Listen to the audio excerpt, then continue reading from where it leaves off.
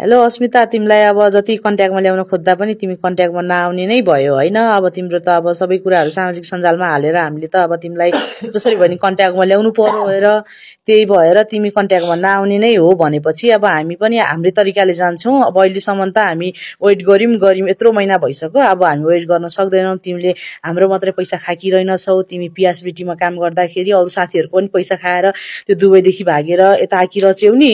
आएर लास्टमा यता पनि हामीलाई फसाएर तिमी होस्टेलबाट त्यसरी भागेर हिँडिरहन्छौ।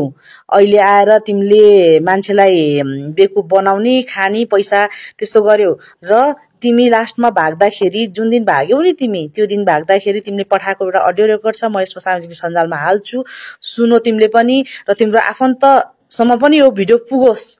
तिमीले गरेका कर्तुतहरू देखिन्छ नि त। अब म एउटा भिडियो हाल्दैछु। यहाँनिर यिनीहरूको इमिग्रेसन डिपार्टमेन्टमा छु म होइन।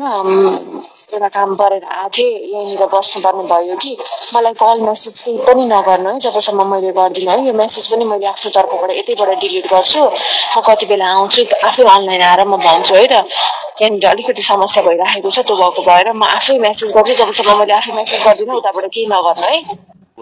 तिमीले त्यति भनिसकेपछि हामीले पनि हो त नि, अब केही समस्या परेर इमिग्रेसनले समातेको होला भनेर हामी पनि साइलेन्ट बस्यो क्या। बसिसकेपछि तिमी त आज आज आज आज गर्दा गर्दै लास्टमा त तिमीले त पैसा खाएर हिँड्ने नियत रहेछ तिम्रो त। अब एक ठाउँबाट अर्को ठाउँ पैसा खाएर हिँड्ने त्यस्तो गर्ने तिमी बानी परिरहन्छौ। त्यही भएर हामीलाई पनि हाम्रो पैसा खाएर तिमीले होस्टेलमा अलपत्र पारेर हाम्रो भएको पैसा जति लिएर तिमी कुम्लाएर भाग्यौ।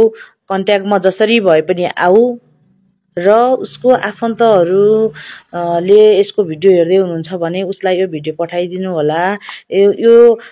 योसँग हामी त फस्यौँ, हामी जस्ता अरू साथीहरू कहिले पनि नफस्नु होला। यो एकदम खेलाडी केटी हो, योसँग एकदम सचेत भएर बस्नु होला। हाम्रो मात्रै पैसा खाएको भनेको त यसले त दुबईमा पनि 8-10 जनाको पैसा खाएर भागिरहछि।